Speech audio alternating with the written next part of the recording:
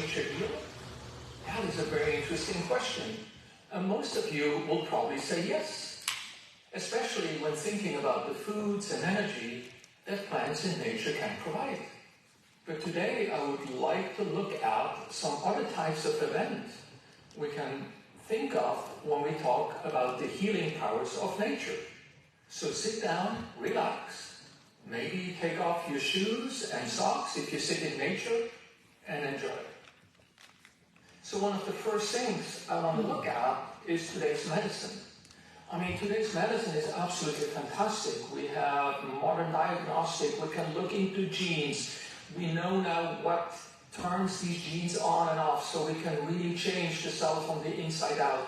We call this epigenetics, influencing of the genes with your environment, with your foods, with your physical activity, with your sleep, and many more things. But there's also a dark side to modern medicine. When I show you these data, medical errors have become the third leading cause of death today, behind cardiovascular events and cancer, but still before respiratory diseases, and we have plenty of those in the last 2 to 3 years. So it is an important thing, and it's really a big issue. So when we look back into yesterday's medicine, we see that they used entire different modalities. They used herbs and plants, but also just a connection with nature by itself, the spiritual connection, talking to the gods or whatever they were believing in. So we need to look back at these things and try to figure out with modern knowledge, is there something to it or not? And that's what I would like to do today. And of course, the big question for me is, can we align humans or humans and animals with Earth, with nature? Can we align the frequencies? Are there even frequencies in us, in animals, on Earth? Well, let me walk you through this very fascinating field of grounding, earthing, and forest bathing. And today you will see that some of this thinking is not just completely hippie thinking, the way we have thought, in the 70s maybe, when we were in nature and one with nature. No, there is really good science behind some of these things. I want to show you that today. So let's have a look at a few studies. In this study, they analyzed 68 different articles, and they found health improvements in basically all of these studies, right? The health benefits were more consistently observed in areas with great tree canopy, also in the forest, but not in grassland. And I will come back to that and explain to you why that is. The main fields of health benefits included allergies, respiratory condition, cardiovascular condition, but also psychological well-being. Now, other studies about nature and health showed that there were clear associations between nature exposure and improved brain function, cognitive function, brain activity, better blood pressure, meaning lower blood pressure, mental health, including less depression, less anxiety, and overall better brain function, as well as, very important, better sleep. They also found associations between nature exposure and increased level of physical activities, and therefore a decreased risk of cardiovascular disease.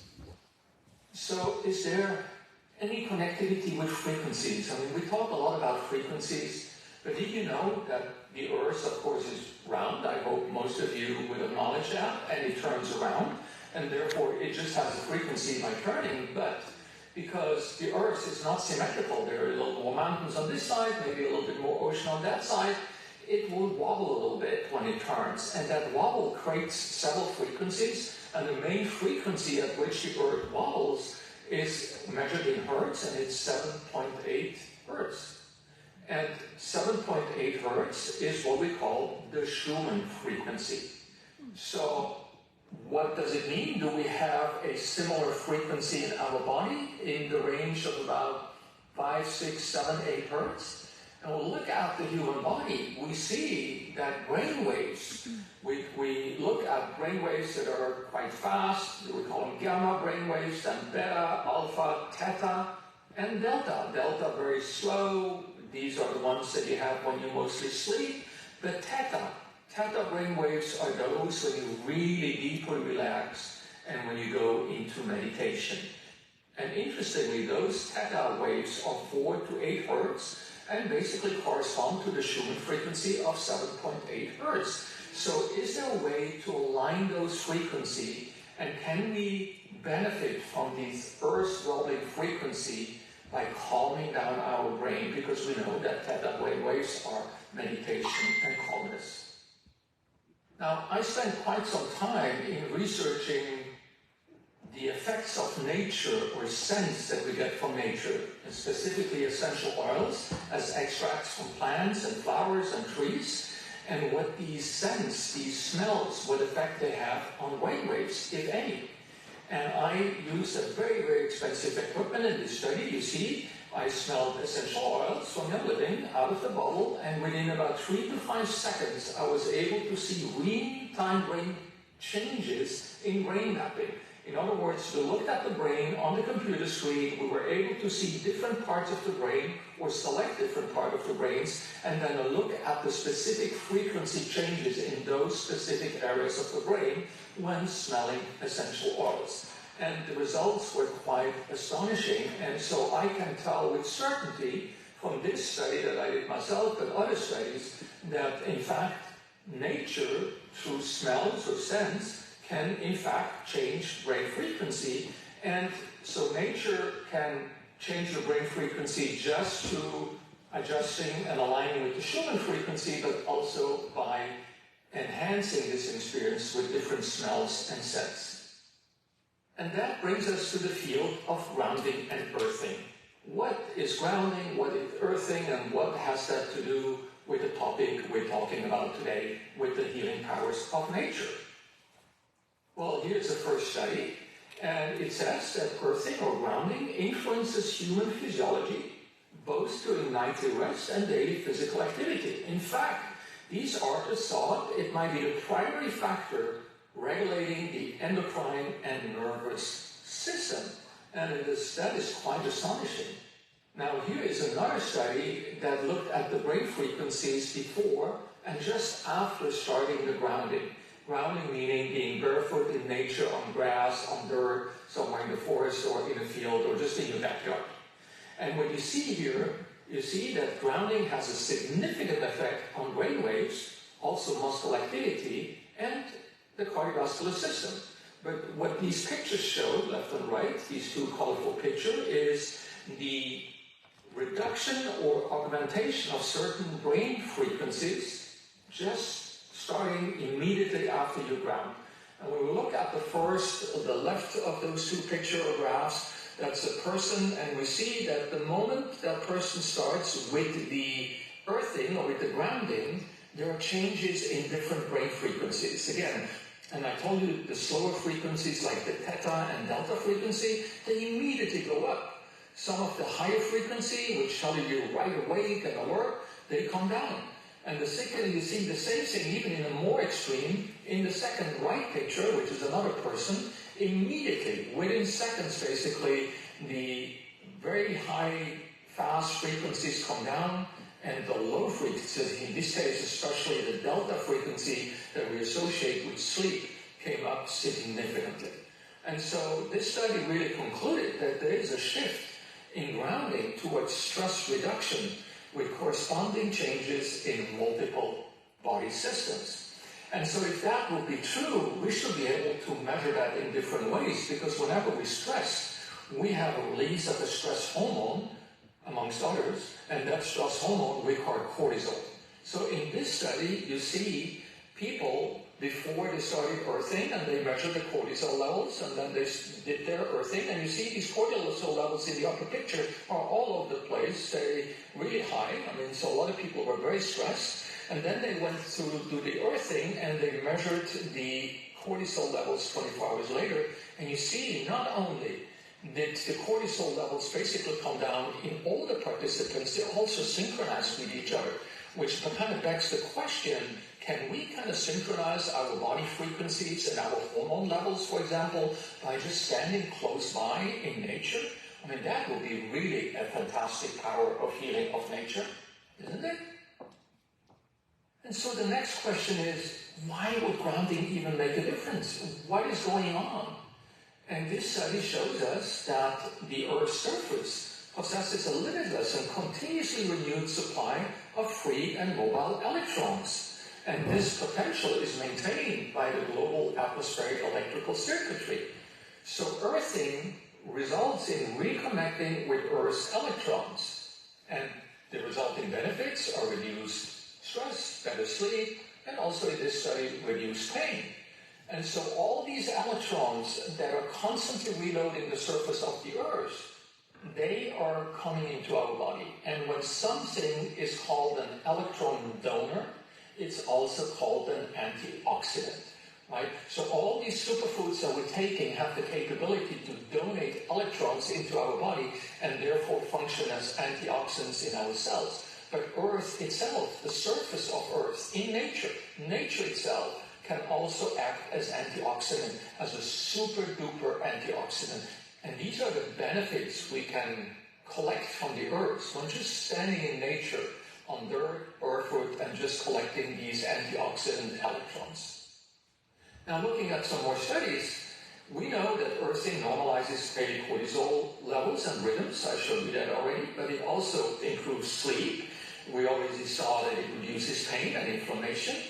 And this electrical connection, this direct electrical connection with Earth enables the daily electrical rhythms up and down, right? So that the electrons flow from Earth to the body, and these electrons are really, as we mentioned, thought to be acting as natural antioxidants and neutralizing positively charged inflammatory free radicals. And so it's a quite astonishing process on how nature can heal. So there's still a question, why is it better when you heal in the forest compared to heal in your backyard or on a piece of grass in nature? And I will explain that to you in a few minutes. So this study showed us that earthing restores the natural electrical status of the organism and thus the nervous system. It also generates immediate changes in the EEG. I showed you that on my own brain. It also changes muscle activity. Earthing regulates correct functioning of the nervous system, and earthing significantly influences the electrical function of the brain. But let's look a little bit more on how quickly and how well these benefits are coming to us into our human body. So contact with the Earth's natural electric charge stabilizes the physiology at the deepest levels. It reduces inflammation, pain, stress, improves blood and lymphatic flow, it improves energy, but in the night it improves sleep, and it generates overall a greater well-being. And these effects are profound, systemic, and foundational, and they often come very rapidly. So let's have a look at a few examples where we really measured with modern technology the effect of earthing. So what you see here is a person with inflammation and pain in the knee area. And after just 30 minutes of earthing, you can basically see how these electrons went up, scavenged the free radicals in that inflammation and reduce even the temperature of this area and just decrease the entire inflammation. Absolutely outstanding. Here you have a picture where somebody has some lower back pain, and that person again would do some grounding, and after 4 weeks of grounding, the back pain was completely gone. And this picture was taken about 48 hours apart, and you can see the significant reduction of inflammation just through grounding. This person, they looked at the blood flow, and they looked at the facial blood flow in the face, and you can tell by yourself how increased the blood flow is after just 20 minutes of earthing, which again is a sign that earthing improves cardiovascular system, decreases blood pressure, but increases the blood flow overall, but especially in this case in the face. And there's another study they looked at, a similar picture, but not in the face, but in this case in the body and in the belly, abdomen. And you see basically better blood and lymphatic flow after just 1 hour of earthing. So these effects are really, really quick. And it was noted that improved blood circulation was especially in the lower abdomen with better digestion and less bloating. And so if you know that how important our gut is, the microbiome in the gut, all these bacteria that we have that are sitting and living in our gut, they heavily influence our body functions. They influence our immune system. About 70% of the immune system sits in the gut. They influence your emotions, your mood, your memory, everything. A lot of these neurotransmitters that make your brain work, in fact, some of them are created in the gut wall. And if the gut is not healthy, of course, then the brain cannot be healthy. And that's probably one of these mechanisms on how mental well-being is improved by earthing, grounding, or forest bathing. And this slide summarizes basically all the benefits of improved blood flow, better respiration, better digestions, a more functioning reproductive system, better bones, better joints, more energy, less stress, better sleep, good cardiovascular benefits such as lower heart rate, lower blood pressure, reduced muscle activity and muscle inflammation, reduced injuries. So some athletes do a little bit grounding before they do their competition, for example. It's also anti-aging because we have less free radicals in our body. The electrical sensitivity will decrease for those that are very sensitive to all these frequencies by cell phones, television, and everything else that is going through the air. And of course, we see also a decrease in chronic diseases. And so really, grounding, earthing is something very, very, very important. And it reminds me of a story where my best friend Gary Young and I, we were in Canada for about 3 weeks. And one night he just came and woke me up around 3 o'clock in the morning. And of course I just jumped out of bed in my underwear and just grabbed my little doctor's case. And he looked at me and started laughing. I said, well, you maybe want to put down some socks because it's pretty cold out there. So I realized there was no emergency. So I got, kind of dressed, and he took me outside and he showed me the northern lights. We were up there for at least, I would say, 10 days, and I haven't seen the northern lights. So Gary, being Gary, stood up every night just to look if the northern lights were here. And when he saw them, he came and woke me up at 3 in the morning. So we really admired these northern lights and just took in this energy that came, these electron showers, basically, that you could feel. But then he said, let's go to the trees, to the big black spruce trees that we have down in the field. And we went down and we hugged a big tree. And these trees are very, very high. They're like lightning rods, grounding rods. And they take this energy from these northern lights into the tree. And we could feel it by just hugging this tree. And so I'm officially a tree hugger now. It was just very, very impressive for me to see how you can capture nature's energy through electrons that come and enter your body. And I slept like a little baby the rest of that night. Now, Gary also made some studies very early on, about 35 years ago, where he used different type of soils, but also different type of frequency, thinking that maybe these electrons may have something to do with the roots of the plants. And you can see in his book that Mary wrote about Gary that the plants that are exposed to more frequency, more electrons, have a deeper root and create healthier, more sturdy plants with better yield on essential oils. Very interesting to see. And then Gary, in fact, created an oil called grounding. And so what's in that oil? That oil, again, it's the black spruce tree that I described to you from Canada, but also white fir, which is a very, very majestic tree, pine oil, cedarwood oil, very interesting tree, juniper oil, which has a little bit of, I would say almost like a citrusy taste to it, ylang-ylang oil, and angelica root oil. And all of those together really create a deep grounding. And you need to try and smell that oil or put it on your arms or hand to see what it will do to you. But just talking about blending, creating different blends, Gary had different systems of blending oils, and one of them was to take very 3 simple elements. The first element was a tree, and very often he would use the black spruce tree from Northern Lights. Then he would add a flower, very often ylang-ylang, but sometimes geranium or rose or whatever he found that would fit very well. And then the third element very often was a citrus oil. And if you do not find a citrus oil, then you might find some oil that is somewhat similar or has similar elements, like, for example, juniper. And with that, he mixed those together and added maybe a carrier oil if needed. And the most simple blend we have at Young Living that Gary created is called Present Time. Well, let's go into forest bathing. And of course, here you see a bathtub in the forest. Besides, most of my pictures, as a side note, I created with artificial intelligence. So here I asked the artificial intelligence to create me a picture of somebody bathing in the forest and just taking in nature, and that's what artificial intelligence gave me. And so forest bathing is not new. It was very popular and started kind of in the 80s and 90s in Japan, and it was called Shinrin Yoku. And it was just walking through the forest while breathing in the air, basically being showered with forest aerosol. And the air in the forest is typically rich in things like alpha-pinene and other phytochemicals, mainly produced by the trees. We call this resin. When you go in the forest and you touch a tree, sometimes your finger gets really, really sticky. That's the resin.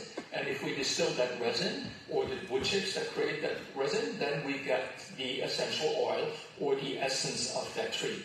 And they're full of terpenes. And so that's now the difference between earthing and grounding on a piece of grass, maybe in your backyard, in your front yard, in nature, and doing the same thing in the forest. Because in the forest, you're going to get the added benefit of these essential oils that you're going to breathe in addition to the electrons that come into the ground. So you have a double effect.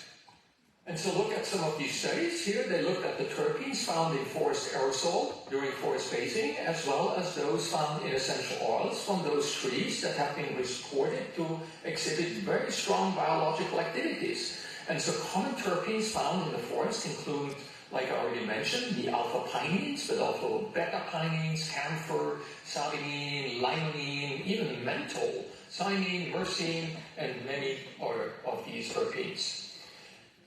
And so when you look at this Shinrin Yoku, this forest bathing, it increases the number and activity of human natural killer cells. Wow, this is really, really, really important. I mean, it can enhance your immune function significantly. It also reduces your heart rate, your blood pressure. It reduces your stress hormone, as I showed you, improves sleep, as I mentioned before. It also reduces anxiety, depression, anger, fatigue, confusion, and increases overall energy. These are all things I already mentioned, but it's just nice to see that multiple studies in multiple parts of the world that measure these things come to the same conclusion. Here's another study where it says, and that's quite an interesting statement, frequent green space visits, but not the amount of residential green space or blue space. So green space would be grass and trees, and blue space would be like little lakes or ponds or little rivers and creeks. So not the amount of residential green or blue spaces or green or blue views from your home, but the frequent visit into these green or blue spaces were associated with less frequent use of psychotropic medication.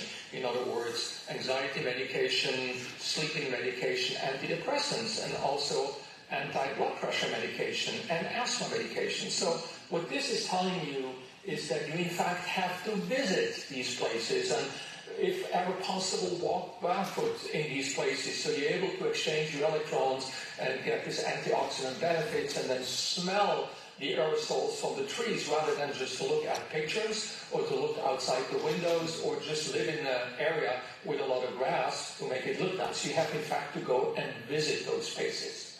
That's what this research shows you. Now we can also look at green spaces and overall mortality. So this review looked at 12 different studies with over 43 million people. And practically all these studies showed a reduction in cardiovascular mortalities in areas with higher amounts of green spaces. So that begs the next question. What comes first, the chicken or the egg? What do I mean? Well, are you fitter because you are more in nature, or are you more in nature because you are fitter? And of course, that's more an academic discussion, but it really doesn't matter because you are fitter if you do more walking in a forest and in green spaces and close to blue spaces and sunny spaces. So let's talk about blue spaces. Wow, just looking at this beautiful blue space picture somewhere in the South Seas, I mean, it's just beautiful, right? And of course, you want to go there because that's where you benefit the most rather than just looking at the picture. But there's some interesting studies also about blue spaces. And in this review, 35 studies were included, and the evidence showed a very positive association between greater exposure to outdoor blue spaces and benefits to mental health, well-being, but also levels of physical activity. And we see the same thing, like we see green and blue spaces with sunny places. The sun also has a big effect on our body, including higher vitamin D production, which is very, very important for overall health. And so let's look at a couple of studies, and it shows, of course, there's a dual effect. Low sun exposure is really related to increased risk of dying, especially cardiovascular diseases and other diseases. But active sun exposure also can create cancer, skin cancer. The most dangerous one would be probably the melanoma. But even with the melanoma, those people who have more sun exposure tend to have a lower mortality than those with less sun exposure. And so whenever you see green, blue, sunny spaces, go there. Go into these spaces. Go in these green, blue, sunny spaces. Enjoy them. They're here for you. They're super healthy, and your body's going to benefit. And again, if you like these pictures, I created them again with artificial intelligence by just telling them I want some green, blue, sunny space and an island and a forest, and this is what I got. So very interesting how you can augment natural healing powers, maybe a little bit with artificial intelligence, and this, by the way, would be a different topic for me for a lecture. And Gary always said that he wants to go into nature because it's God's living room. So again, I asked artificial intelligence to create me a picture of God's living room, the way probably Gary maybe has envisioned what he was doing when he was riding out with his horse into nature and staying in nature for days and weeks at a time and connecting and getting all the antioxidants in his body and getting all these aromas from the trees, the bushes, the grasses. I mean, just phenomenal what he did already without knowing all this science, because this science is mostly from the last 10, 15 years. So this really entails all this, what Gary called the knowing, right? Knowing that the old knowledge, the way we knew it from thousands of years, the ancient healing methods, can be combined with the complete modern knowledge, as we have seen by looking at these studies, and now finally understanding why forest bathing or earthing and grounding creates so many medical benefits, because we know that nature has healing powers, because we now understand how that works. And just think about it. Who are we, and who gives us the right to declare that health-supporting methods and techniques are not valid, even so they have been successfully used for hundreds, if not thousands of years? And that's kind of a tendency we have in modern medicine, just to kind of poo-poo all this old knowledge and not understand, or not even trying to understand. So it's really important that you understand all this, so you understand how powerful nature really, really is. And in addition to what I told you today, we also have all the power from these phytochemicals that we have in plants that we eat. So nature is plentiful with healing powers. I mean, just no doubt about it. And so it means we have to go back to the basics. And back to the basic means back to healthy soil, which really loads itself up to the circuitry of space and what's around the earth and the atmosphere, and loads itself with electrons that we can take as antioxidants into our body. And even if we use concrete somewhere and just create these cities and streets everywhere, do not forget, nature will always prevail. There will always be a crack somewhere, and the plant will come true, and the electrons will come true. And if you wait long enough, like 100 years, you won't see anymore what was there before, because there's a jungle above it. So with that said, I think you probably understood that forest and nature medicine is a very important part. So I would like to suggest to you and to stimulate you to go into nature, to do earthing, grounding, barefoot, walking around, and especially also combine this with forest bathing. And so heal yourself in and through nature. I hope you learned something interesting today, and I appreciate you watching. Thank you. This is Dr. Oli. Woo!